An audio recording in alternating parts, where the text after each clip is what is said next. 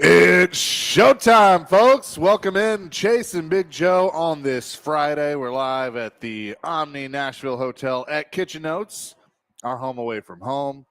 Chase McCabe, and we've let him out of the house. Dr. Crane, Nick Frazier, is here with me today. Hello, Nick. Hello. You guys have let Dr. Crane out of the cage. We have. And the reporter, Nick Keiser, is back at the studio. Hello, Nick. Morning, fellas. Good to have you along the way. Joe is off today. Big Joe, Grandpa Joe. We may need to come up with his name, what his grandpa name is going to be. I mean, Willy Wonka, they got Grandpa Joe. How about King Daddy? King Daddy. I like that. That's good. But so he is spending time with his daughter and his granddaughter, but he wanted to call in to start the show. So we say hello to the other half of this show, Big Joe Dubin. Joe, we're so happy for you. Congratulations, my friend. I appreciate it. It's been a wild 48 hours, but it's cool, and top it off with today being my birthday. So it's a bit surreal. It's a tad bit overwhelming, but praise the Lord, everybody's healthy and good, and so it's just another great start to a great day, man. But it's something. So thank you. Yeah, happy birthday as Happy well. birthday, I would say that is the best birthday present you could possibly get, isn't it? That, and then I used to get a free dessert at Fazoli's, but since Fazoli's isn't around anymore, so it's probably the birth by the granddaughter is now number one, and Fazoli's was number one, but now that's gone. So yes. What was it like first time you held her?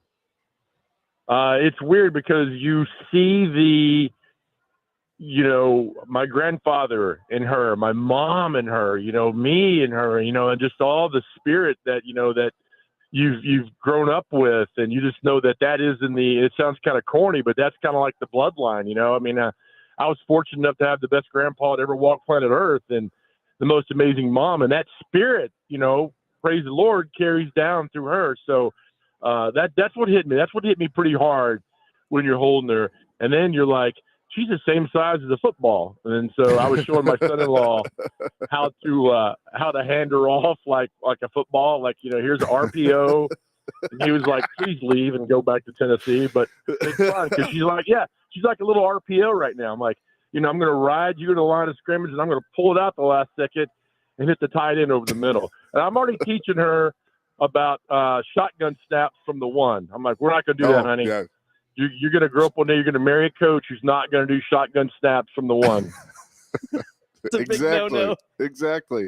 The other thing, how is Hannah? How's Hannah doing? She's good. It was a rough delivery, but she's strong and she's a trooper. And so it was touch and go for about an hour or two. But just strong. Everybody's healthy. I mean, I'm telling you right now, doctors and nurses who work in labor and delivery are vastly underpaid. I know they make good money. Oh, yeah. They're vastly underpaid. And God bless every one of them on planet Earth, because you got nurses coming at 2 and 3 and 4 o'clock in the morning, doctors coming at the same time to make sure everybody's okay. And it's amazing to watch everybody work together to do all that. So shout out to the labor delivery nurses and doctors and everybody involved, because my gosh, you were true angels on earth. We let Dr. Crane out of the studio. How about that? Hi, Joe. Hey, Dr. Crane. Yeah. Are you, is he in a booster seat and like one of those things where you got to like, don't move, Daddy, be right back? Yeah, we have the seatbelt on him. So they gave me 2 yellow books to sit on. Yeah, he can't go, running around the hotel, and I tell him, Mr. Rodamel says don't run around. So, those leashes where if he goes too far, it snaps him back into the room. I said, I love that I'm down here. I hate missing the Omni. We're back there next week because that would have been so fitting. My birthday at the Omni. I mean, come on, you need better than that. So it'll be fun. And so just eat all the oatmeal. When you eat the oatmeal today, think about me and my usually 5 to 7 bowls of oatmeal. We will for sure. We got a lot of people on the show today. Sean Henry's going to join us at 9:30. Chris Sanders, Jonathan Zaslow from ESPN Radio, and former NFL linebacker Sean Merriman. Nice. So we're packed and stacked today. I mean, that's how we have to do that when you're gone. You know, we gotta fill time. Like a bunch of flapjacks. Right. To cook on your little Blackstone, right? You got that That's right. right. That is right for sure. JoJo, enjoy your family time, and we'll see you Monday. All right, boys. Have a good time. Appreciate you as always. Absolutely. Congrats, Joe. Big Joe Dubin checking in at the grandpa now on his birthday. So happy birthday to Big Joe. I kind of want to wait till he's back, but I think we should start taking suggestions for what his grandpa name should be. Yeah, I don't know if it needs to be generic Grandpa Joe or if it needs to be JoJo or I don't know. That's a good question. I'd call him Papa Giorgio, maybe. I don't know. Papa Giorgio. So what's the Italian word for grandpa? No. No. Yeah. NONNO. Yep. That's actually perfect for No, Joe. No, Joe. No, Joe. That'd be perfect. Oh, man. Nick Keyser says granddad on the go. Yeah, that's good. I mean, there's got to be something with the on the go for sure. 615-737-1025. That's our phone and text line, driven by WilsonCountyHyundai.com. We do have a packed show with the Titans. We'll head to Detroit and take on the Lions. And Nick, I don't know if you've seen this stat, but it's pretty crazy. Since the franchise moved to Nashville, they have never lost to the Detroit Lions. That's crazy. I think that changes on Sunday. I am right there with you, Chase. This team is just lost an identity. And Joe Rexrode has lost his mind for picking the Titans to win outright against his Detroit Lions. Like, I don't know. Excuse me? I don't know if that's a reverse jinx or what that is. That's got to be a reverse will jinx. not yield. Exactly. I don't. Keyser, you were a part of that on Pigskin Pick'em. I mean, what is he thinking?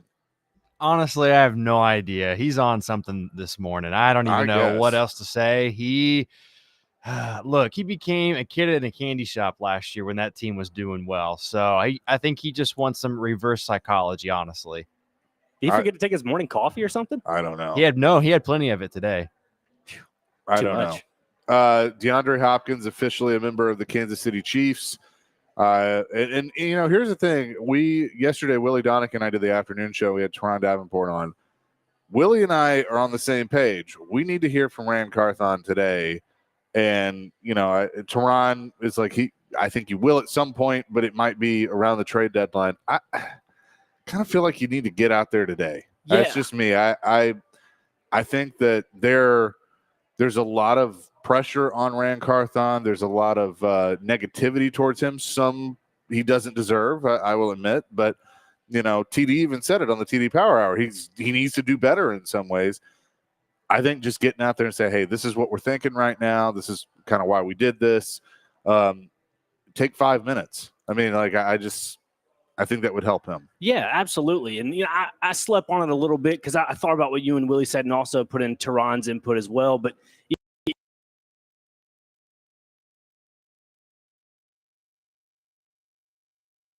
Cedric Wilson. yeah, it would be nice. Cedric Gray, the linebacker out of North Carolina. I mean, the kid started out on basically the IR and PUP and all that, and then you now look at him and he's getting his way back to the lineup. And if he's able to be a useful asset when he comes back from injury, this could be a good transition phase for some of those youngsters. I mean, look at Tavondre Sweat with Jeffrey Simmons. Like, they wanted him right next to him in every meeting, and he's turned out to be a really good asset. Right. And so if you can turn a guy like Cedric Gray into a useful linebacker, because everybody said before the season, this is a green dot guy. This is going to be the guy that's going to be the next face for the inside linebackers. Well, he got hurt and didn't get to live up to that expectation. So you bring in a guy like Jerome Baker, who is still a solid. I like Jerome Baker, a solid linebacker. But it's the years for me that kind of keep me a little worried about that. Well, the thing that I like about that trade is you got a 4th round pick. Mm-hmm. Like, it's not so much Jerome Baker. I like Jerome Baker, but he's a free agent at the end of this year.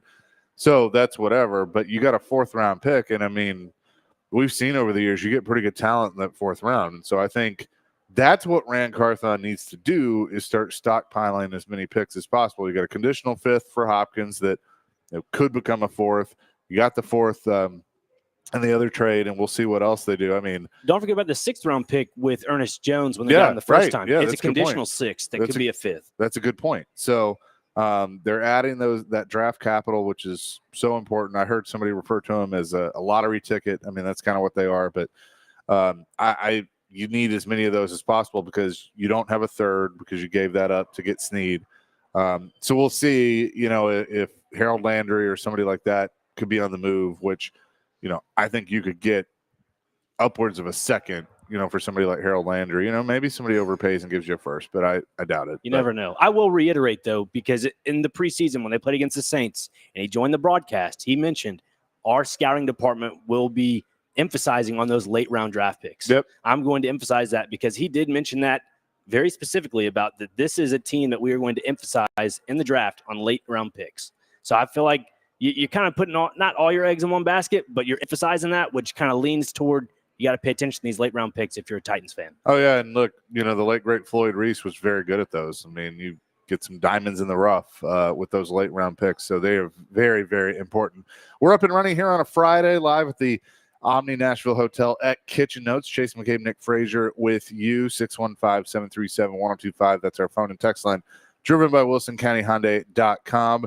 Are you even paying attention to the games now, or is it more you want to know what's next for the team as a whole? Are you looking ahead to 2025 like it appears maybe the front office is doing? 615-737-1025. Chasing Big Joe live at the Omni, 102.5, 106.3 The Game.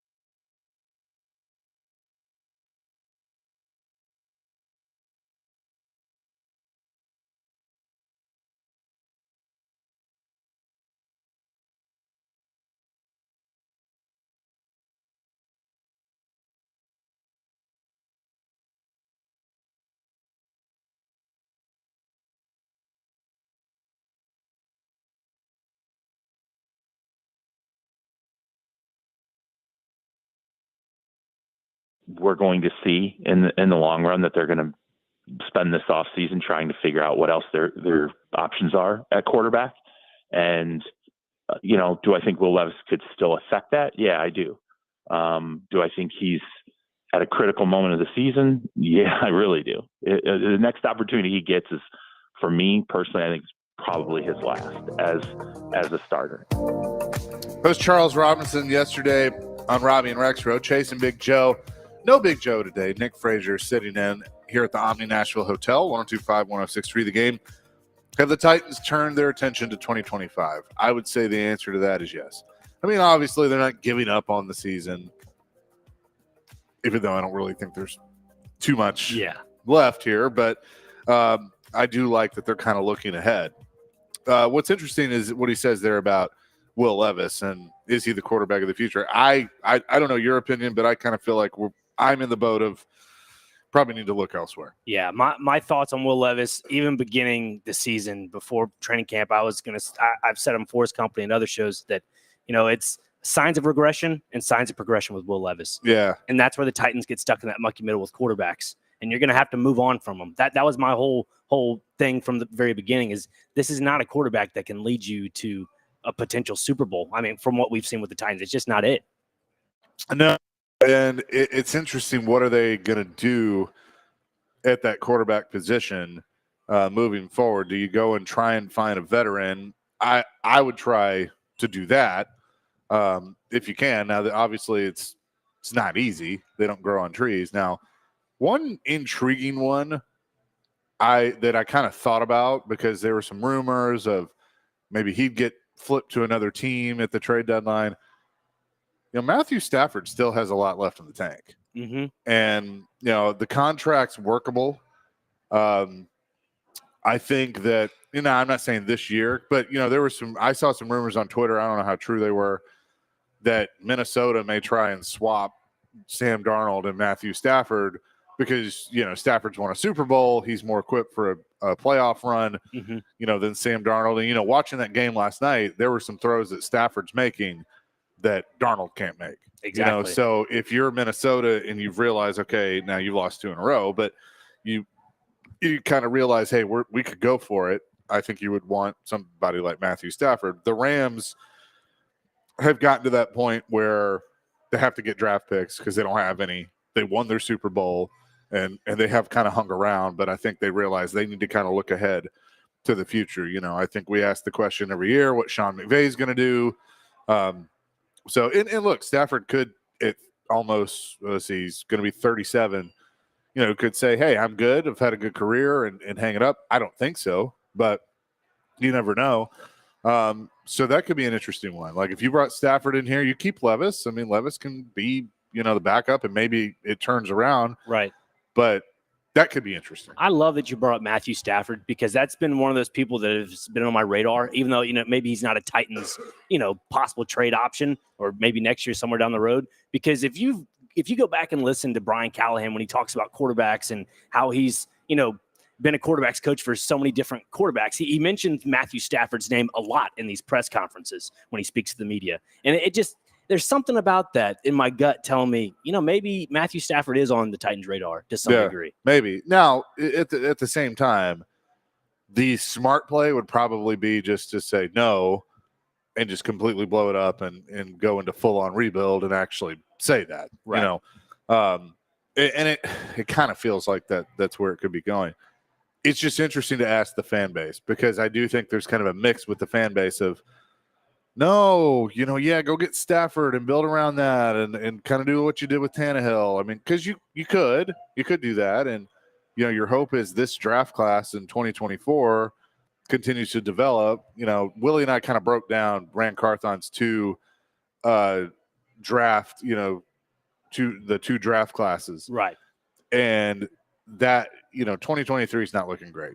2024, still some promise. But so if they're, 1 for 2 right now, and of course the excuse is always going to be, well, was that Vrabel or was that Rand? And who knows? But I just think this team is truly at that crossroads of what they need to do. Yeah, it's gotten to the point where things are like you mentioned earlier about needing Rand Carthon to speak, in some regards soon rather than at the deadline. That's kind of what reaches out to me when you mention that, is that you're going to have to hear from a voice from the Titans. Because if you don't, then your fans are going to get very upset, and they're probably already upset because we all live in a microwave society. And the more and more you don't talk to fans immediately after something like this, the more and more fans are going to turn quicker rather than later. I mean, that's just kind of how I look at it, though. But you could be different. But see, this is how the fans think. Scott in Clarksville, 615-737-1025. That's our phone and text line driven by WilsonCountyHonda.com. Sam Darnold is on a 1-year contract with the Vikings. Do you think the Titans will have a chance to get him in free agency?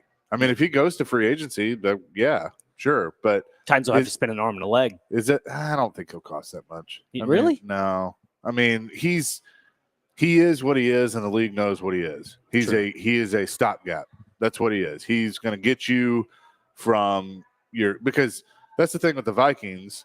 They know they got McCarthy, and that, in their mind, he's the quarterback of the future. So they signed Darnold to be that stopgap to kind of get him to that point. Right. And and look, I think if McCarthy doesn't get hurt, he's probably their starter. And I don't know if they're in this position right now. Yeah. I mean, he was looking really good in the preseason. And imagine if they still were 5-0 and then they don't lose these last 2 games, they could be in a better position than they are now.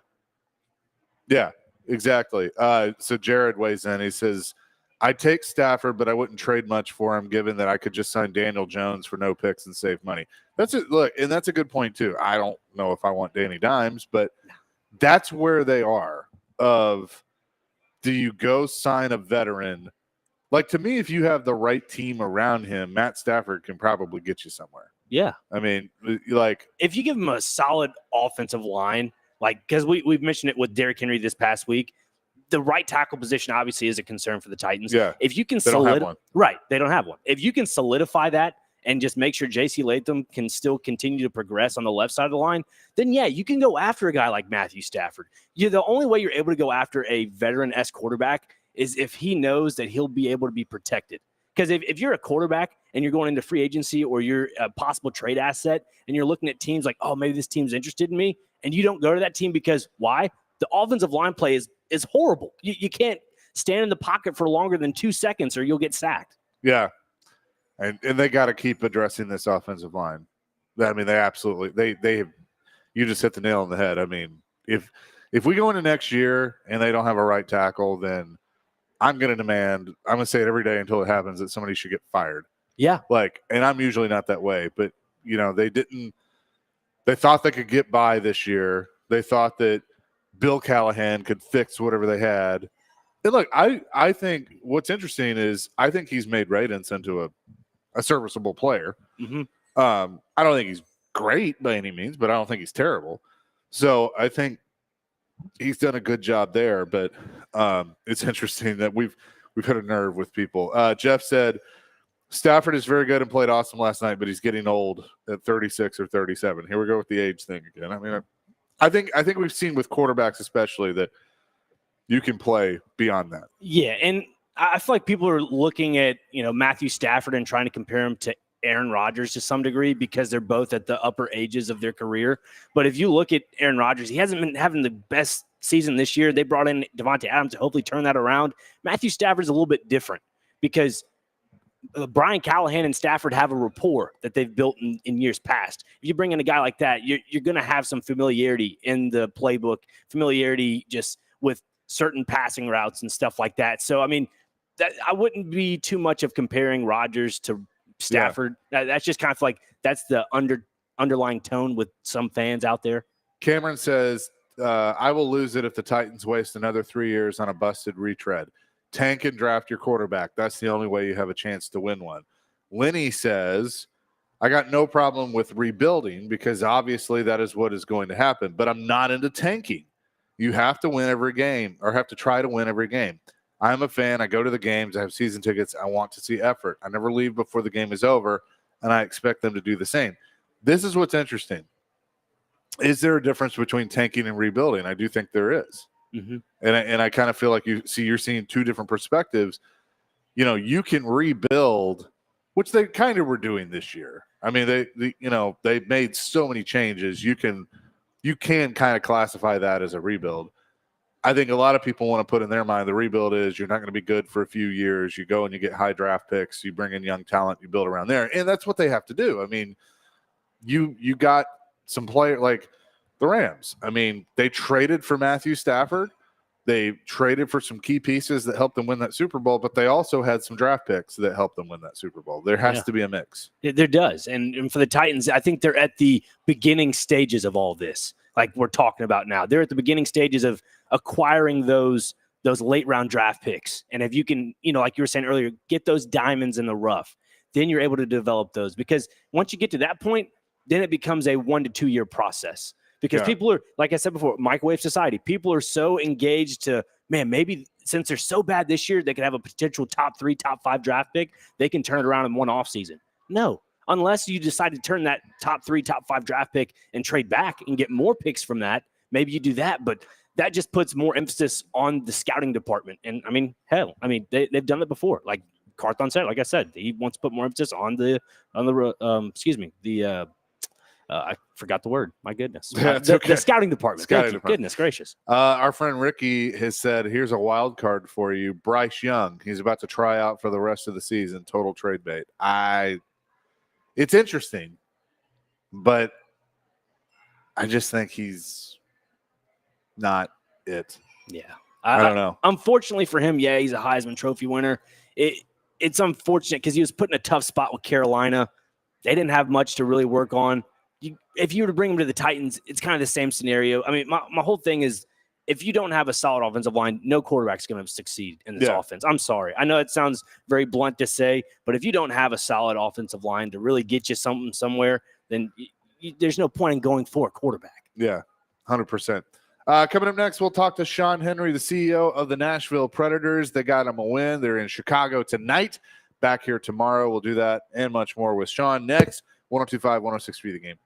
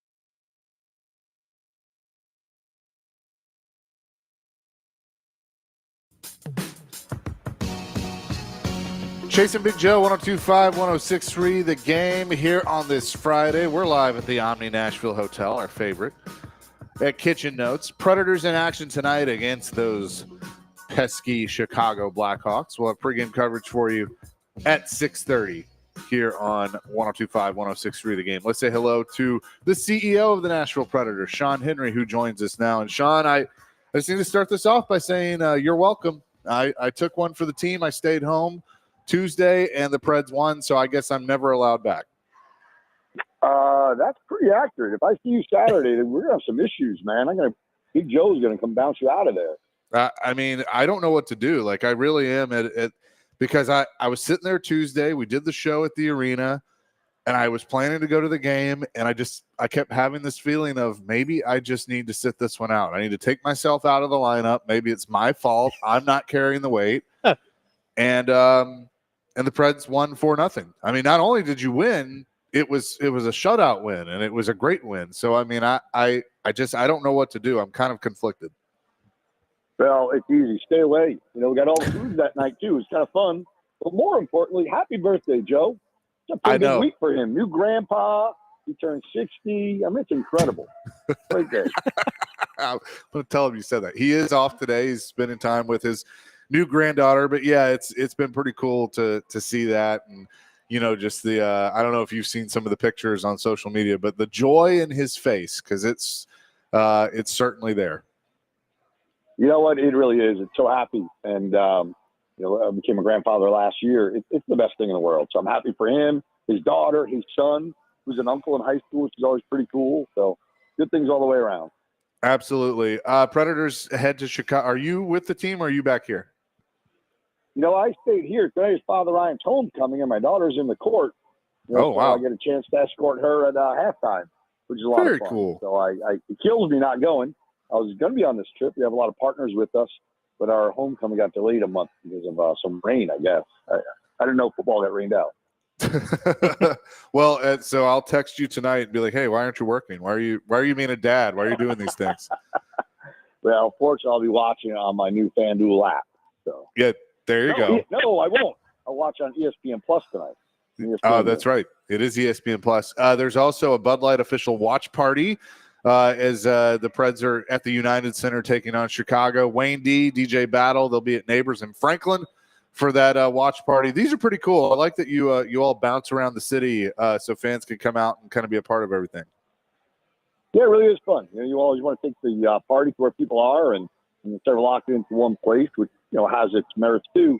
It's fun to roam around Smashville a little bit and let everyone drive down to their corner bar, if you will, and have some fun with just good guys that have every game's a little bit more fun. Or energy teams out there, you win some prizes, maybe some tickets, and most importantly, you get to huddle around some strangers and ideally high five and hug some after some good things happen tonight.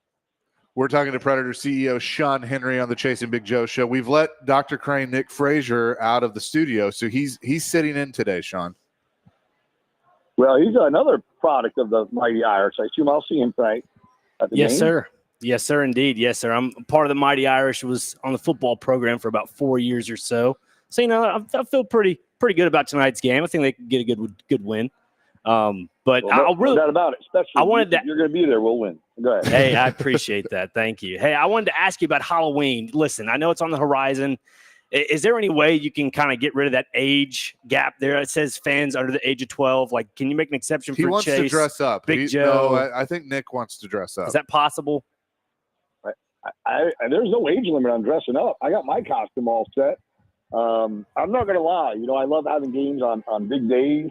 But Halloween's a big deal at our house. And this year we're passing the torch. My son is hosting our Halloween party. So I am going to race out of there with about 1 second left on the clock to get to my son. But I'll be wearing a costume, so I don't even know what you're talking about with this age limit. Well, it says the first 5,000 fans age 12 and under get a Predators Halloween candy bucket. That's what he's talking about.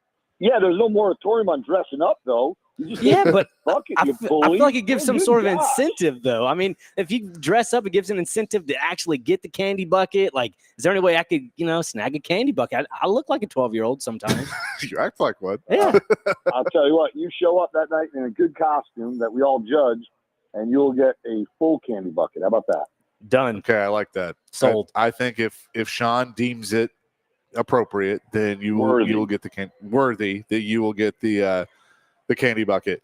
One thing I like talking about with you, Sean, is the building and all the fun things that you're doing around the building. We've gotten to see in the first few games, first couple weeks of the season, some of the new areas. I know the California Closet is the big one, but it's neat. It's almost like every year I walk through, I'm like, where did that come from? That's new. That wasn't there before. And I feel like you're finding new and creative ways to keep the building young, so to speak. Yeah, David Kells does a really good job of quoting Bill Veck, who says it's like an amusement park. Every year you should have a new ride, but every day there should be something that's a little different. Something moves around, and we take great joy in that. And obviously Bill Veck started with Brent and Ivy at Wrigley Field and did some great promotions. And it's just it's a fun industry to change some things from time to time, invest here or there to make everyone's night a little bit better. And that's what it's about. You don't want to be stale over, 41 regular season games, ideally, 10 or 15 playoff games. You want to make sure every time someone comes out, there's something unique, something different. And then sometimes you have to put $15 million in the building to make sure of that. And some of that money's hidden, like the Wi-Fi system this year. It's, $4 or $5 million investment to make sure people can communicate during the games and enjoy the games the way they do on social media. Some things are as obvious as California Closet Studio. Sometimes just new coat of paint or new family fun center. It's just you always want to make it different. But we made a commitment a few years ago, about 5 years ago, being in this building forever. And with that, we're going to have to invest about $600 million in the building over the next 10 or 12 years. And it really started a couple of years ago on that new wave and this evolution. That $15 million went in this year, probably about the same next year. And then the following years when you will really start, pouring some money in there to make sure that, we have more bathrooms, more concession point sales, different ways to consume it. And then more importantly, rip out the walls and connect into Broadway and Demonbreun and 6th and 5th. The building was built in an introverted fashion to almost keep the Broadway out. And then what we created around our building, we want to make sure it can flood in and out of the building where you don't even know where the concourse starts or ends. How much do you look at, the Clippers just opened a new building out in Southern California. How much do you kind of look at those new buildings and some of the technology and kind of get some ideas there that you can, put into this one? You know what? I'm a venue geek. I just love, venues, always have my entire life. But I would say you can find great things in the newest building or the oldest building, best run building or the worst run building. You find it in Vegas, you find it at Disney, you find it at the resort hotels. You also find it at gas stations. There's always something unique that you can look at and put your own spin on it. The joke around our building is the sheer volume of pictures I'll send to people from all sorts of places, whether it's on a street corner, in your neighborhood, sometimes even, a faucet in a restroom, which I try to make sure I guard those pictures. But you're always getting ideas. And what they just did in LA is just really, really, really cool. They want to be the most modern building in the world. We want to make sure that we're one of the most modern buildings in the world for the next 50 years. But what we always want to make sure is we're the most fun building. And that is not a crown you can, put dollars on. It's one you got to cultivate and caretake pretty carefully. But at the same time, we are going to be throwing, $600 million into the building. And the best is every single game night, we have 17,000 consultants that kind of tell us, what they want, what they don't want, what we should change, and what we should look at. So we're pretty fortunate with the relationship we have with our fans, the city, our partners, because the feedback we get is incredible. And that's what we build upon. Hey, I'll text you every now and then and tell you if I don't like something. Yeah. Don't worry. Oh, no, I know that. The 102.5 critics are not in short demand. So I appreciate it. I got an email from Bud this morning, actually, talking about marketing, which I love. The more ideas we get, the better things are. But I always look forward to your wisdom, especially when you're checking on me at 11 o'clock at night to see if I'm working. Yeah. Well, it's what friends do, right? Accountability. That's exactly what it is. Sean Henry's with us on the Chase and Big Joe show. Sean, you mentioned earlier about getting ideas from certain, if it's venues or even gas stations. Whose idea was it with the walking taco, because that's the best thing I think I've ever come across at Bridgestone Arena. Well, again, that came from a street festival, I think. And that's what I mean. Like every county fair, you have an opportunity to have some fun and learn something, make a smile on someone's face. But every good idea has many, many a father. The bad ones are just orphans. So I'll take credit for all the bad ones. And the good ideas, there's literally dozens and dozens of people throwing their hands up and saying that was my idea. But I think that was actually Mike Gacy, who's our general manager for our food and beverage partners. And it is fun. I mean, it's just one of those things that people love to have, and it makes you feel like you're 8 years old again. And that's what it's like coming out to a game. You want to throw back and have some fun and not be so serious. And a walking taco, if you're not smiling when you eat one, that's on you. You got that right. I'm always smiling anytime I see food. I mean, it's to the point where you mentioned being a small 8-year-old again when you go to hockey games. That's exactly how I feel every time I walk into Bridgestone Arena. And my parents used to have season tickets as kids, and now you get to be an adult. You got other opportunities to do stuff for work and whatnot. And every time I go back, it's like I get to cherish a good memory again. And you guys, I feel like, have encapsulated that in the right way. Well, that's what's really important to us. So I always talk about it. People said, why would you extend your lease for 30 years, 2 years ago? And you know what? I hate the Cubs. I hate the Red Sox, of course. But I want to be the Red Sox. I want to be the Cubs. I want to be, Madison Square Garden. I want my granddaughter to tell her granddaughter that, your great-great-grandfather, whatever great it would be, used to work here. And look at those Stanley Cup banners up there. I was here, when I was 4 weeks old. That's important to me. My grandparents met at Yankee Stadium. That was their first date. I just think that was so cool until they tore it down and put up, that new mausoleum. But there's something about generational memories and stories that I think are so important. And, look at yourself. You're producing our games now. Like, you're bringing our games to life. You were there when you were a little kid. Our director of marketing, our vice president of premium sales, they were both in our gold program at 3 years old. They were at our first game as in diapers. It's really neat when you start seeing, the third generation coming around, not just as fans, but people that are bringing our games to life. And it's just so, so cool. But that's what you want. You want to be able to sit there 40 years from now and say, I remember when we were in that first Stanley Cup in 17 and came up 2 wins shy. But I also remember in 26 and 29 when we won 3 straight Stanley Cups, or the first concert you saw. It's one of those things that brings people together. And you know what? A lot of people have met, their spouses in our building. My own son's first date with his wife, not his current wife, his wife, was at Bridgestone Arena at a hockey game. I just think that's so cool that now my granddaughter comes to games with them. That's really, really cool. Also, tomorrow, real quick, Sean, Pride Music Heritage Night. This is the second of a 4-part series for Music Heritage Nights. I think it's really cool that you all are doing that, presented by Amazon. Going to be a plaza party, a lot of fun tomorrow night. Yeah, it will be. And it's good to come home. Obviously, our record's not what we want it to be right now. But a Saturday Night International special. Ideally, we'll be 2-5 going into the Puck Drop tomorrow. At the end of the night, 3-5. But yeah, the Music Heritage Nights are really special this year. We're really putting a different stamp on them and just making sure that our building really is open to everybody. We want to look like our community. We want to make sure everyone in our community feels welcome every single night, no matter what the event is. And it's going to be a fun celebration. But ideally, it ends with all of our hands going up and high-fiving each other and Tara Hammer interviewing the star of the game, which I love the fact that our guys are handing out a golden shovel to the star of the game in the locker room. And I love that, self-reflection of, look, we're in a little bit of hole. We put ourselves there, and it's time to dig out. So it's going to be a lot of fun come, April, May, June, when we're looking at that on our start and saying, that 0-5 start maybe solidified this team and how it's going in a different direction. Sean, I know you'll be watching the game tonight at Father Ryan at Homecoming, but I have a feeling you're going to be paying attention to another game that'll be happening. Yankees-Dodgers, Game 1 of the World Series. Do your Yankees get it done? Well, my good son's a Yankee fan. My other one's a Cardinal fan. My good son sent me a note this morning that I am 7-2 in my lifetime in the World Series. We're 2-1 against the Dodgers. My younger son's only 2-2 though in his lifetime, so it's time to get it done for him. Yeah, we're going to get it done. We don't lose to the Dodgers. 81 was a blip. And my best friend at the time, Jimmy Britt, was a Dodger fan. It broke my heart. I didn't think we could lose to the Dodgers. It only happened one other time before there, 2 other times. So it'll be fun. You get 2 MVPs facing off each other for only the, 6th, 7th time in the history of baseball. I think there are 5 MVPs in the series. So it'll be fun. But I got to be honest with you, I don't care about the Yankee game tonight. The Preds game is important.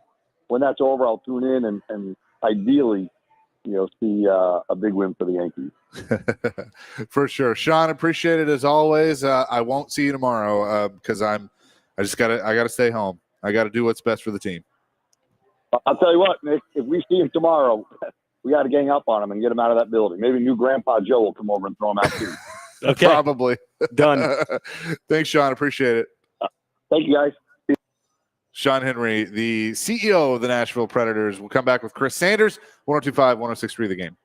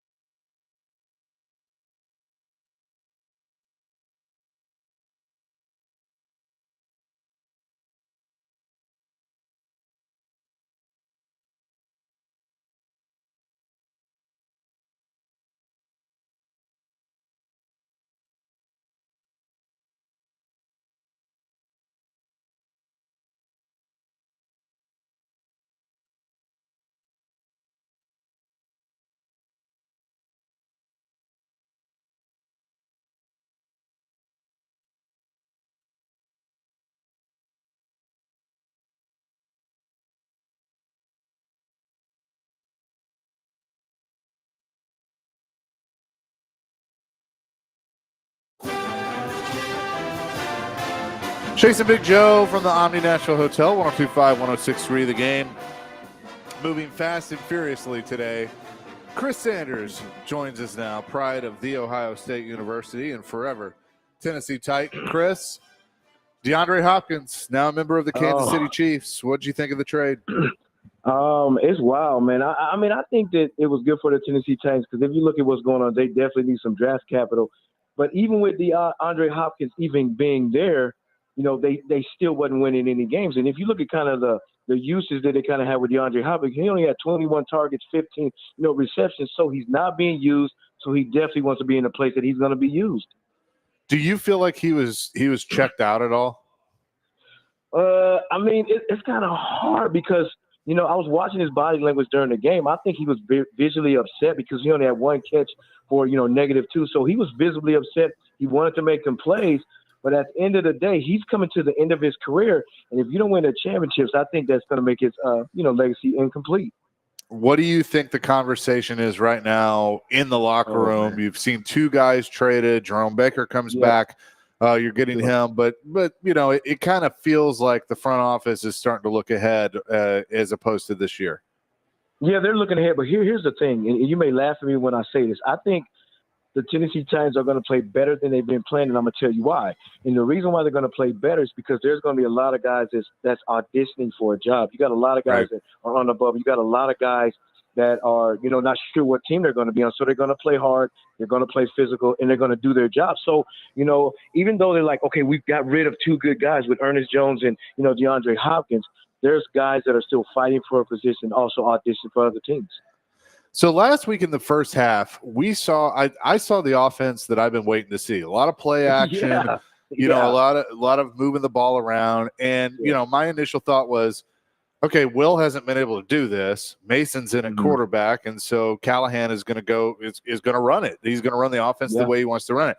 Do you think we're going to see more of that? It looks like Levis probably doesn't play again this week. And how important is it for that offense and the rest of the guys on the offense to get going so we can truly see what it is?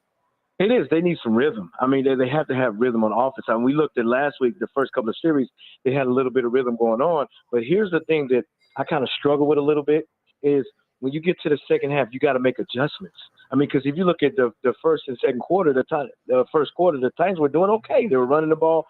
Pollard ended up with 61 yards. But then you get into the second half, and when the defense figures you out, you got to figure out a way to adjust. Because if you look at some of the games that they play, like the Green Bay Packers, the New York Jets, and some of the games that they were ahead going into halftime, it's like they come out as a different team. That they're not running the ball as good. They're not throwing the ball. The defense plays well, and then the second half they don't play well. So they just got to do better with adjustments as with the coaching staff.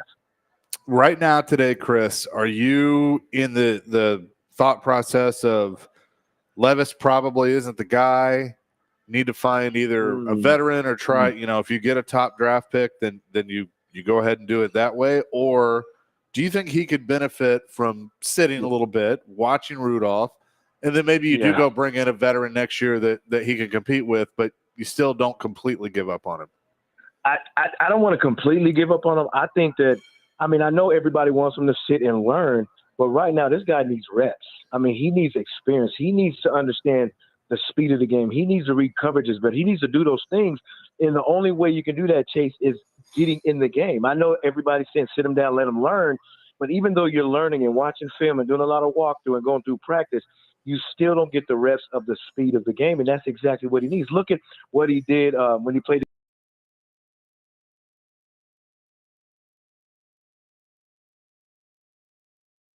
against if you get in the game and have experience, and that's exactly what he needs. Everybody knows he has a strong arm. Everybody knows that he's tough. Everybody knows those things, but the decision-making and reading the coverages, understand that there's moving parts. That's where he struggles at. No doubt. What do you think about Detroit this weekend? Oh, Lord have mercy. I mean, hey,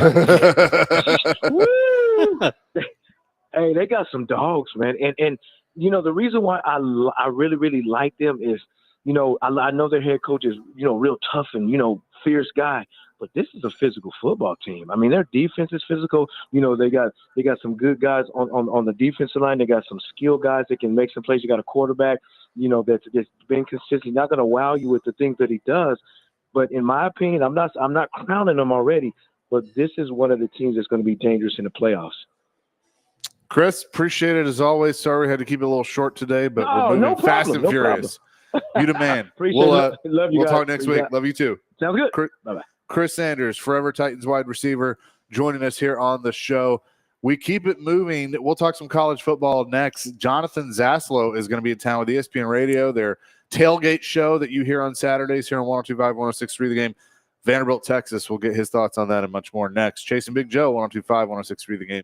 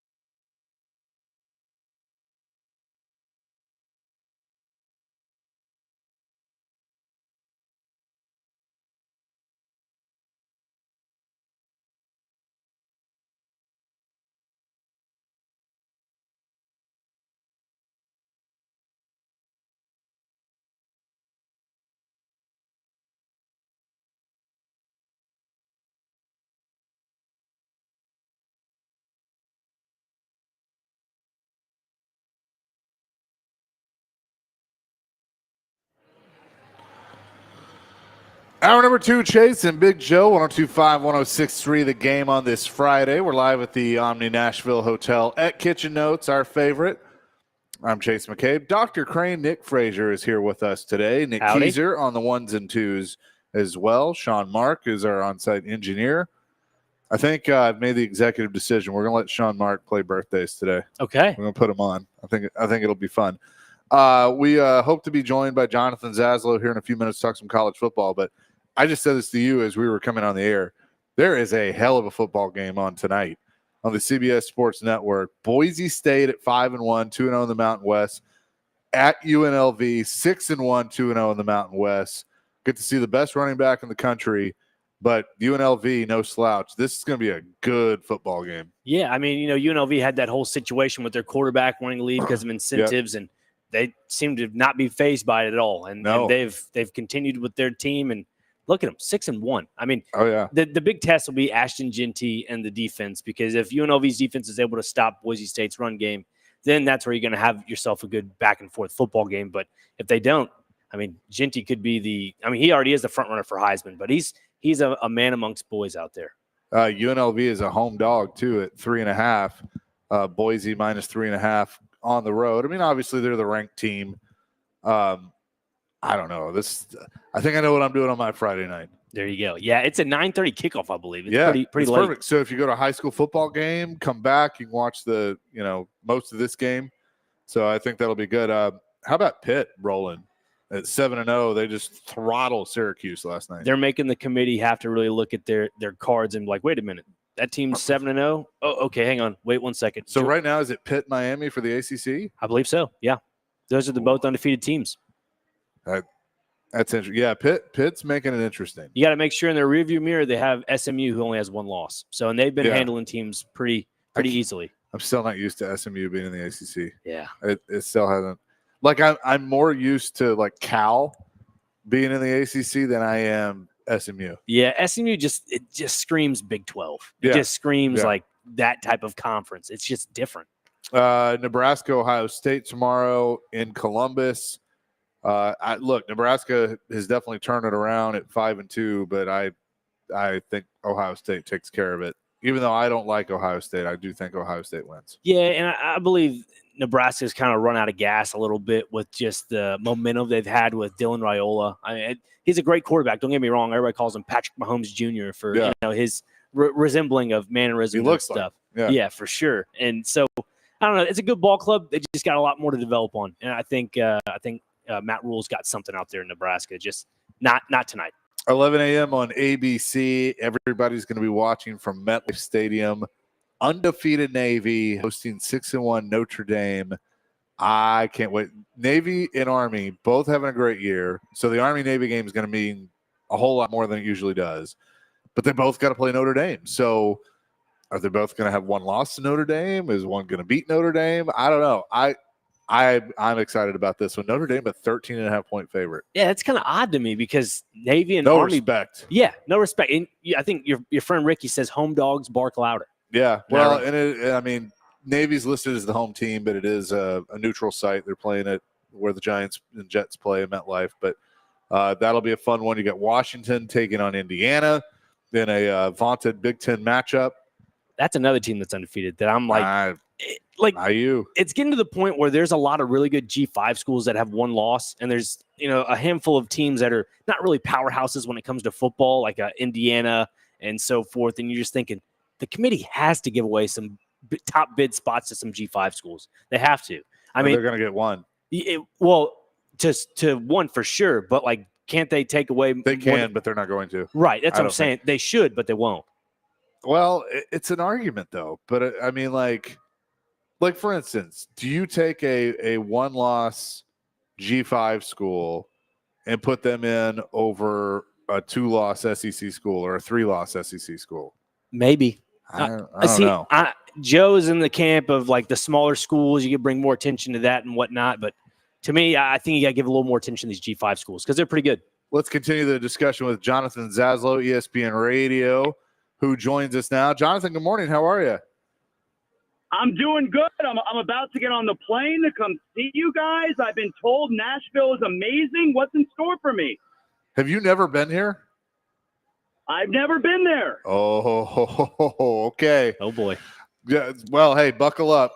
Yeah, there's this little strip called Broadway, and nobody goes there. Nobody ever goes there. There's no bars. There's nothing to do. There's no bachelorette parties. So you're gonna have fun. And where you are on West End, where Vanderbilt's campus is, I mean, you're right there. So I mean, there's a ton of things to do here in our city. The Airstream coming to town, the college tailgate.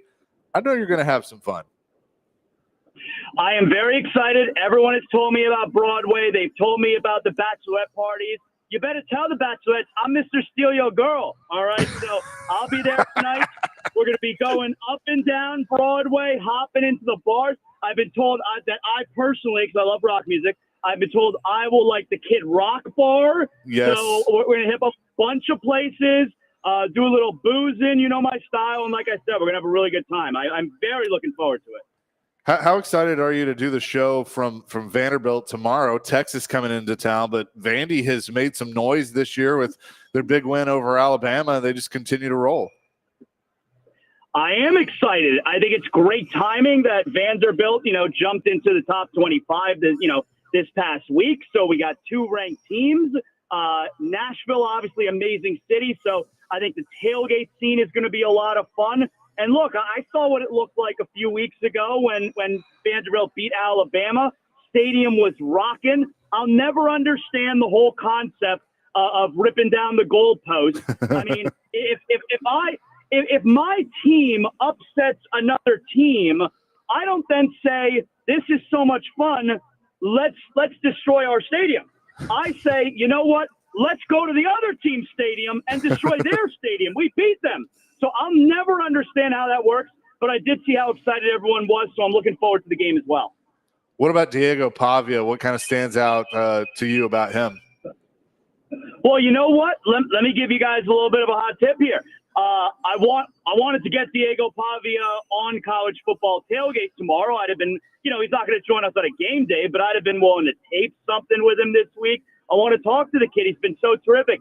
He didn't want to do anything extra. He is focused on the game this weekend. So that's a good sign for the Vanderbilt fans. He didn't have any time for me, and I can appreciate that because he knows the task at hand is very important. He's been terrific this year. I'm just hoping Vanderbilt can keep the game close. We get an exciting fourth quarter, but I feel like you're probably getting an angry Texas team, Yeah, and I've seen that Pavia's denied like everybody there. That I was seeing that on Twitter. I like that. I'm cool with it. I do too. I like it also. I think it's a great sign. Jonathan Zaslow is with this. Jonathan, I'm looking at this Vanderbilt-Texas matchup. In the first game when Vandy upset Virginia Tech, Vandy held on to possession quite a bit, and along with the Alabama game, it was pretty similar to that as well. Do you think Vanderbilt has to do something similar to that, or just kind of attack them head on? No, I think they need to attack them head on. Like, go out. I think you're going to have to outscore Texas. I think Texas is going to be angry. I expect there to be a lot of points in this game. Quinn Ewers has not been good since returning. He returned 2 weeks ago at Red River Rivalry. He's good enough because they're going up against Oklahoma, and I think at this point we all know Oklahoma stinks. But he was not very good in that game, and he was not very good last week either. I think it's about time that Quinn Ewers, who of course came into this season a Heisman candidate, you would figure at this point he's shaking off some of that rust. I expect Texas to be able to score, so I think Pavia's got to throw the ball all over the field. I think Vanderbilt is going to have to outscore them tomorrow. Jonathan Zaslow is with us here on the Chasing Big Joe show. I want to ask you about another game, LSU, Texas A&M, the top 2 teams right now in the SEC. What's kind of your feel on that game down in College Station tomorrow night? Yeah, I feel like we're at the point in the season where, you look at the top of the SEC, like you just mentioned, you look at the top of the ACC, and you got teams like Pitt and SMU that are all, still undefeated. I feel like these are the prove-it weeks, these next couple weeks. And I feel like today or tomorrow, we're going to learn a little bit about Texas A&M. Obviously they lose, in the opening week, and then they've run off. They've done such a terrific job since.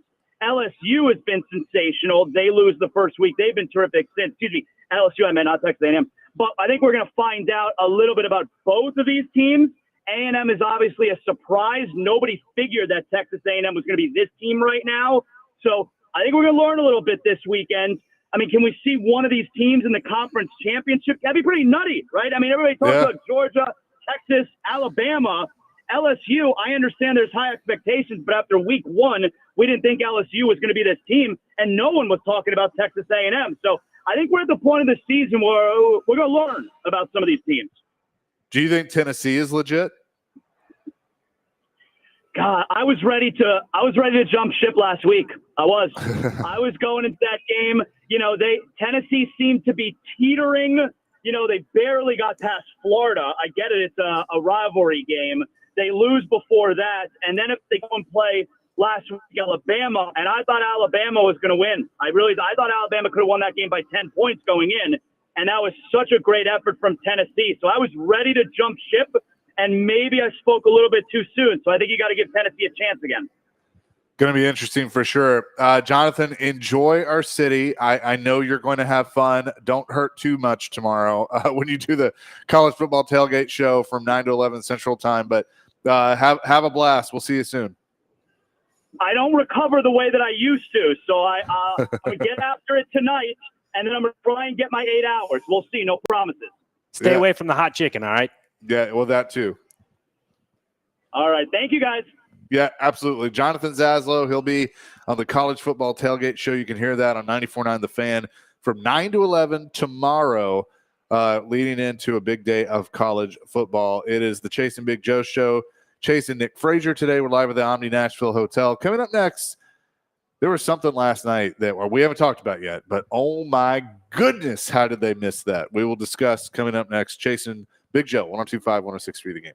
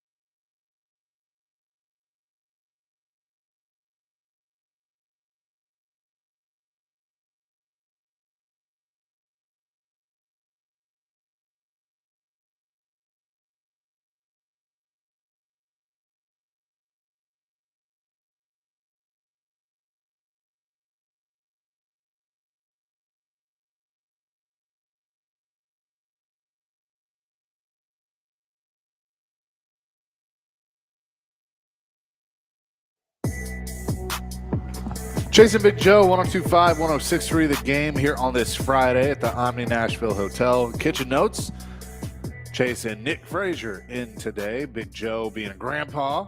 It's also his birthday, so happy birthday, JoJo. Last night, Thursday night football. Actually, a pretty good game on Thursday night between the Minnesota Vikings coming in 5-1, had their first loss of the season to the Detroit Lions, and they take on the LA Rams. Rams in the rumor mill. Could they trade Cooper Kupp? Could they trade Matthew Stafford? Could they trade some others? I mean, they certainly could be busy as they look to get some draft picks. But ultimately, you know, the last drive of the game, Minnesota's got about a minute or so to get downfield, try and tie the game with a touchdown and a 2-point conversion. And Sam Darnold is throwing out of his own end zone. He gets sacked. They call a safety, but they miss, and the ref is standing right there. A blatant face mask. Yeah. I mean, blatant face mask. And Darnold pops up right away. He's looking at the ref. He's going, pulling at the mask. Commentator Al Michaels and Kirk Herbstreit see it. We all see it watching at home. I don't know how the ref missed it. And ultimately, the Rams win 30-20. I was looking on, I guess, the television when I turn it on. I think it was showing up on ESPN, the I guess back end zone angle. And it was like right over the shoulder of the referee that was supposed to call it, the back judge. And you could see like he turned his head like this a little bit to see if he actually did do it. He didn't throw the flag, which is, it blows my mind how you miss something like that. It's not reviewable. So I mean, and they even brought it up on the broadcast that all scoring plays are reviewed. However, that is not a reviewable aspect of it. So they can review to make sure he, held onto the ball or whatever. I mean, it was blatantly a safety. Like there's no question there. Right. But they can't go, oh, there's a penalty. They can't retroactively call that penalty. I'm wondering if that changes. They got into this business a few years ago to review pass interference. I don't necessarily want to get into a world where you're reviewing every penalty, but I do kind of feel like that if it's blatant like that and everybody and their mother except for the ref sees it, you should be able to look at it. Yeah, and like I don't think anybody would have a problem with that. No, not at all. And people out there that think, replay will eventually end up hurting the game itself, like you're alluding to, like it doesn't. Like there's certain aspects, especially like this. And you mentioned the pass interference review option that they had in the NFL. They've slowly dwindled it out of the option to do so. But I think it should be an experiment process for sure for stuff like that. Because in reality, if you don't want to use it, then you don't have to toss a flag for it. It should be at least be a challenging opportunity.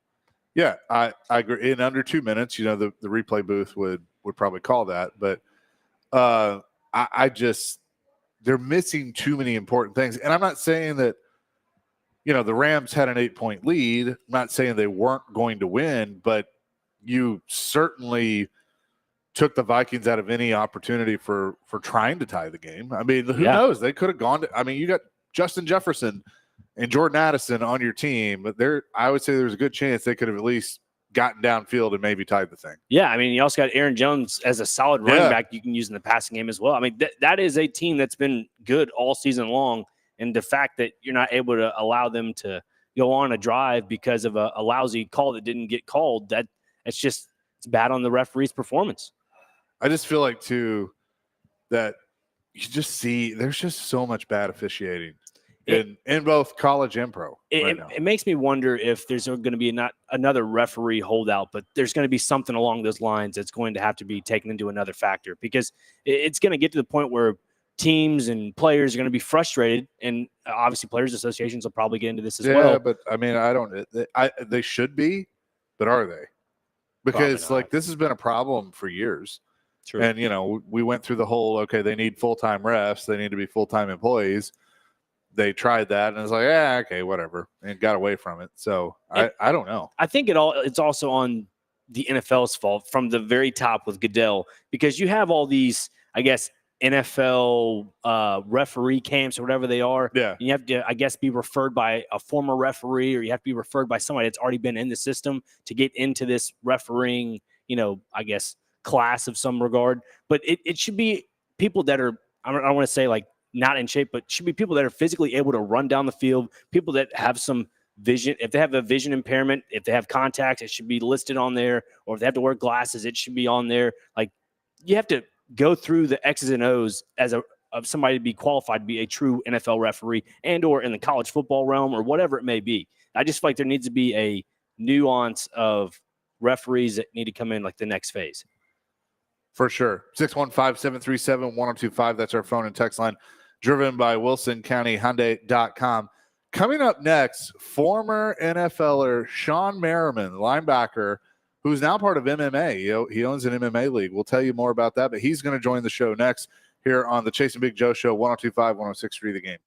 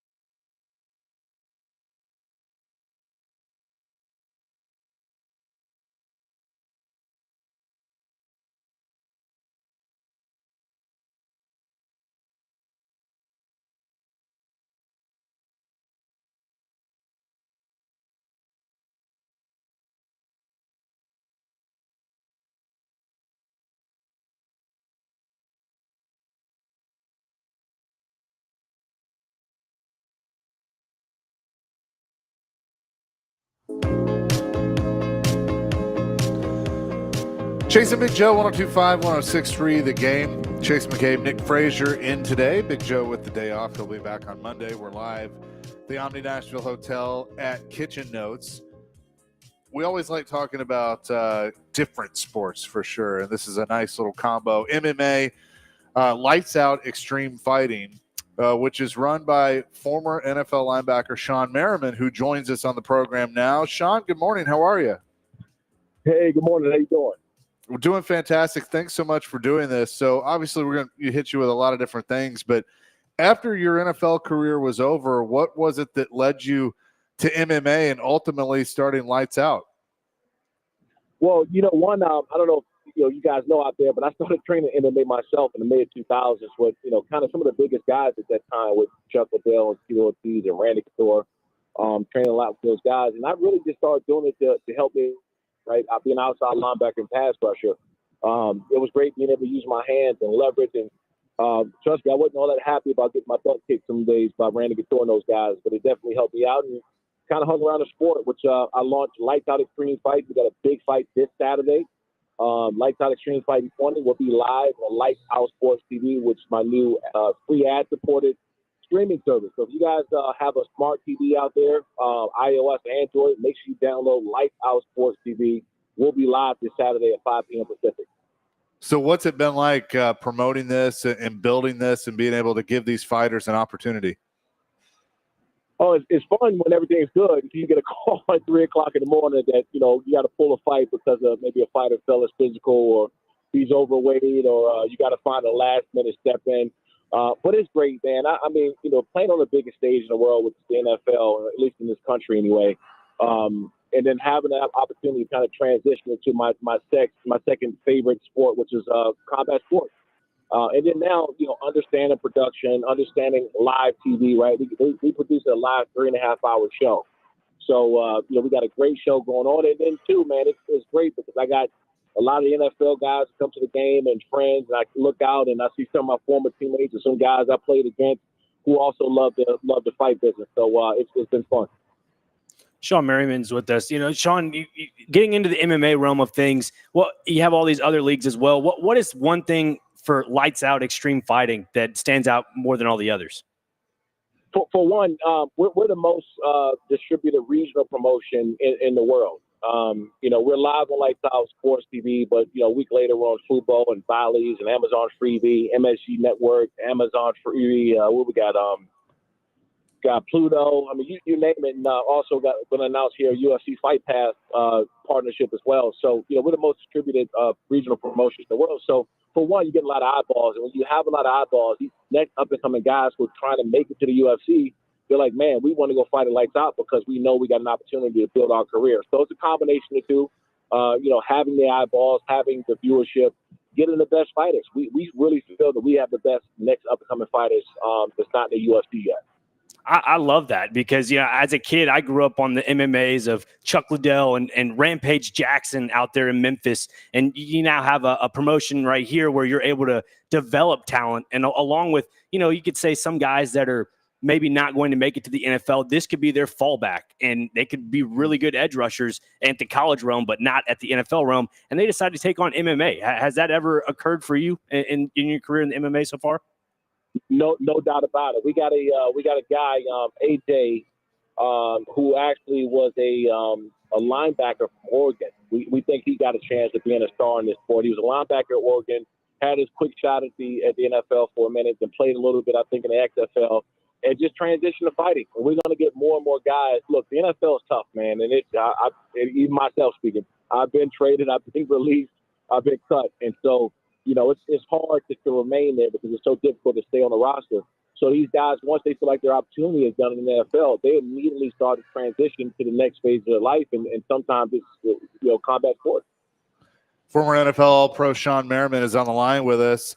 Lights Out Extreme Fighting. They got a big one tomorrow night. You can check it out, like he said, on the app. It's coming to you from Long Beach, California. Are you paying attention much to the NFL these days, or is it pretty much all MMA? Oh, no. I'm watching the games all the time. So what did you make of the missed face mask as a defender? What did you make of the missed face mask call last night? You know what I want them to be? I want them to be consistent, right? The other day I posted there was a hit in that Chargers game with a Monday night football game against the Cardinals that was flagged and ultimately had a big effect on the game. So, and this wasn't even a hit.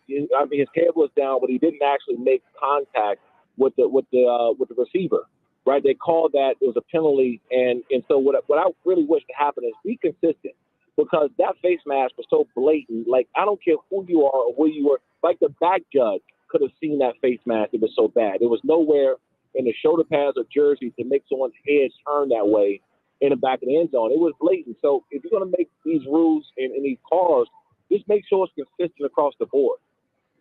Yeah, I agree with you. And also, as someone that was a pass rusher and made a career out of getting to the quarterback, I mean, let's get consistent on what roughing the passer is, because I don't even think they know anymore.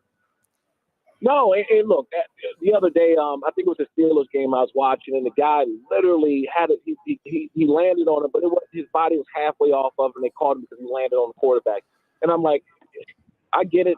No helmet to helmet. You want to stay away from the guy from the neck area. You also want to stay from his knees down. But also, too, man, you can't, if you're going to sack a guy, it's so hard to just remove your body from landing on him. It's almost impossible. So, again, you got to be consistent if you're going to make these calls. Jumping back to the MMA, Sean, you get into your promotion. Could you tell us, if people, just now getting into the MMA, who is the biggest fighter in your promotion right now? We got a couple guys. In fact, our heavyweight champion, Sean Sharif, just got called up 2 weeks ago to the UFC. And he just went. So we got two guys in this card. Ethan Ewing, I think, will have a shot, who's fighting tomorrow. Brandon Carrillo, he might have a shot. Chris Alvarez out of Miami. I want you guys watch him. This guy's a superstar in the making. And so we have like 2 or 3 guys every card that we believe got a real shot at the UFC. And that's what we want to create. And hopefully, over the next several months, this next year, our whole pro card are full of guys who have a shot at the UFC. That's what you want to create. You want to get the best against the best. That way, when the UFC start looking at us, they say, okay, well, this guy has already been to the ringer. He's already fought the best. Now he's able to come out in this level and contend. So we just want to create that, man. But this one tomorrow is going to be massive. And like I said, you guys out there, if you got any one of those smart TVs or Roku or Apple TV, Amazon Fire, LG, whatever TV platform you have, make sure you download Lights Out Sports TV. We got a big one tomorrow. Sean Merriman is with us. Sean, I tell you what, our midday show is hosted by a guy that I know you played against for many years, Derek Mason, former receiver with Baltimore and here in Tennessee. He likes to run his mouth. You know how receivers are. Maybe we'll send him out there. You can put him through some training. That'd be cool. You know what? Those receivers never stop talking, man. They just don't. But I'll say this, at least Derek, man, Derek was a baller, so he got a room to talk a little bit. But you got some of these guys right here talking who never did anything. So Derek is good in my book. Do you have anything that stands out of going up against him or those Ravens teams? I know the Chargers and the Ravens met a lot during those days. Yeah, I'm from Maryland. So, and Ray Lewis was, a mentor and older brother of mine since I was in college. And so I always had to show out against the Ravens because my family, there's 2 games where I bought over 90 tickets when I went back home. When we played the Washington Commanders within Redskins, and then when we played the Ravens. So I had 90-plus people at the game. Of course, I had to show out against them. That is fantastic. Hey, good luck with everything. Lights Out tomorrow. Going to be an awesome event. Really, really appreciate this. You can go to lightsout.txf.com to get tickets and more information. But don't be a stranger. We'd love to talk to you more about this, and good luck. You got it. Thanks for having me. Absolutely. Sean Merriman joining us here on the program. Really cool stuff. Obviously, his nickname was Lights Out, so a perfect name for his MMA promotion. And I just love reading about, especially in MMA, these leagues that they know where the top of the mountain is, and that's the UFC. They want to help these guys and girls get to the UFC, which I think is really cool. Yeah, and it's good to see different promotions. It's kind of like WWE in a roundabout way, where you used to have territories. I think you're kind of seeing that in the MMA realm right now. You have now Lights Out, the PFL, Professional Fighters League, and then now the UFC. So you have 3 different promotions currently that are kind of out there. And I just think it's good. It brings awareness to the sport. same with the WWE as well. Like you have some guys that probably, I think CM Punk tried out MMA for a little He bit, did, right? yeah, he went to UFC. Yeah, and so wasn't good. didn't work out that well, but like it shows that there's a lot of mix and match, and which is good for the pro combat sport in general. And we had on Dakota Ditcheva a while back too when PFL was here in Nashville, and she's one of those fighters that's undefeated and probably should get a shot at the UFC, but her contract with the PFL is a little different, where if she keeps winning, she has to stay in the PFL and stuff like that. But I'm a big combat guy. I just like it. So. I look, it is fun for sure. So appreciate Sean Merriman for joining us here on the program. Coming up next, we will tell you what day it is and also celebrity birthdays. Oh, this will be a lot of fun. So is Keezer going to do what day is it? Yeah, I guess so. If he wants he to. has the stuff. Yeah, I'll send it to him. Yeah. Okay. We'll get it going. We'll have Keezer do that, and then we'll have you and Sean Mark go head to head in celebrity birthdays. We'll do that coming up next. Chasing Big Joe live at the Omni Nashville Hotel, 102.5, 106.3 The Game.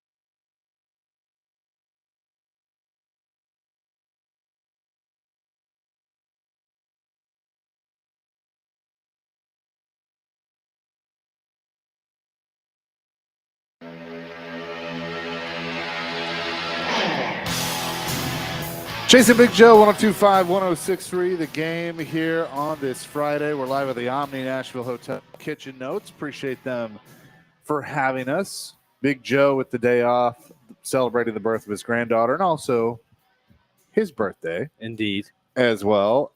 So Nick Keyser has been nice enough to hang out with us. He's back at the studio on the board, and Nick Frazier with me. Our on-site engineer, Sean Mark, is here as well. So with that, let's get to what day is it and celebrity birthdays. Yeah, fellas. All right. Kicking us off, it's National Frankenstein Day. So there's that as well. Yeah. Getting in the Halloween spirit. How about National Greasy Food Days? Man, I really hope Joe takes advantage while he's gone. I really do. So do you guys have any Smash burger? Any favorites on y'all's end? Greasy food? Oh, yeah. I mean, you can't go wrong with like a greasy cheeseburger. Or a greasy deep fried Oreo. Yeah, something like that. Man, give me that hot chicken, guys. Okay, hot there you chicken. go. All right. Okay. It's That's also Sean Mark. Ah. So he says hot chicken. Okay. All right. How about National Breadstick Day? Where's the best breadsticks for you guys? Fazoli's. I mean, Olive Garden has pretty good breadsticks. Olive Garden's goated. yeah. They're Yeah. bottomless, aren't they? Yeah. Even better. Yeah.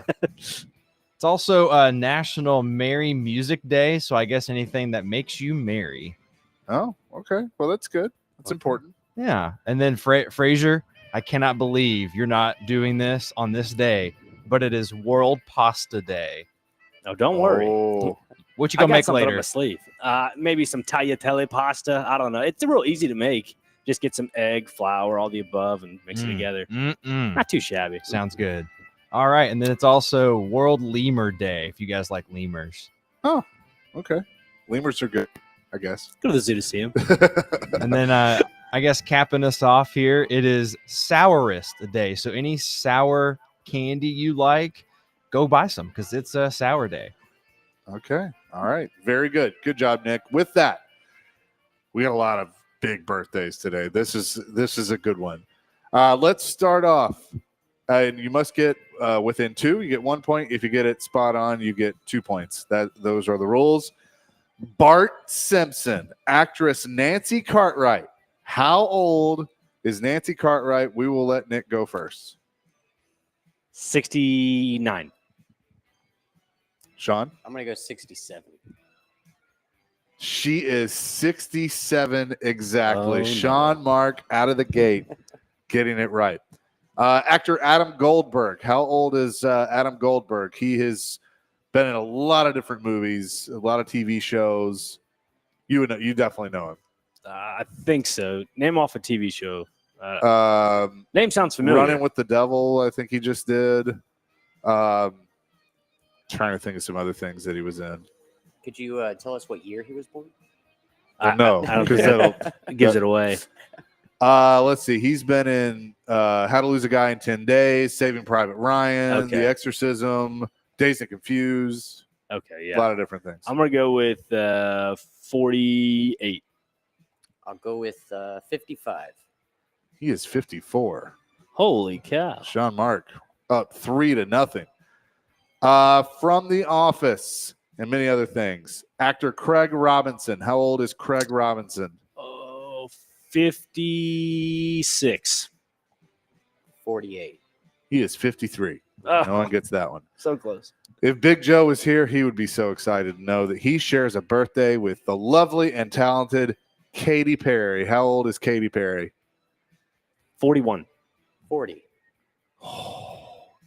She's 40. Are you kidding me? I'm getting prices right on my own thing here. Big Russell Wilson better know. Yeah, there you go. How There you go. old is Sierra? 46. Sierra and her milkshakes are 38. 39. Sean Mark running away with this competition right This now. is- He is up 6-0 right now. Let's see. I don't really know who that is.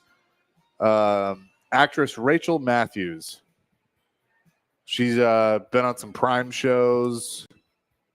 Upgraded. 55.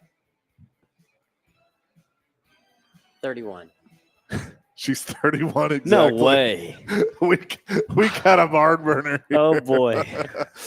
Let's see. Guitarist Glenn Tipton of Judas Priest. How old is Glenn Tipton of the band Judas Priest? 46. I'm just going to go back and forth with the 40s and 50s. That's my final answer. Yes, 46. How old's your grandpa, Nick? Well, he's deceased, but would have been in the 80s. I'm going to say 77. 77. Dr. Craig. This is bad. Sean Mark is up 10-0. Oh, boy. He's hitting for the record here. Let's see. Guitarist Matthias Jabs of the band Scorpions. Oh, boy. 61. 81. 68. Country singer Mark Miller of the band Sawyer Brown. 70. 68. He's 66. Oh, Sean Mark up 11-0. We got records that could potentially be broken here. Drummer Chad Smith of the Red Hot Chili Peppers and of Chickenfoot as well. 48. I want to say 51. 63. Oh. Let's see. It's bad. Actor Kevin Michael Richardson of the Cleveland Show. I think he was on Family Guy as well. 53. 56. 60. Let's see. A couple more So here. bad. I'm so bad. Comedian Samantha Bee of Full Frontal with Samantha Bee, also The Daily Show. 38.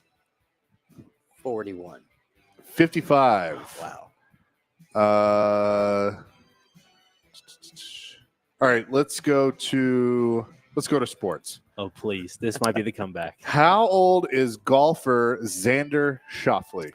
Ooh, actually, I think I do know this one. 20. No. 31. 35. Dr. Crane is on the board. He is 31 exactly. Boom.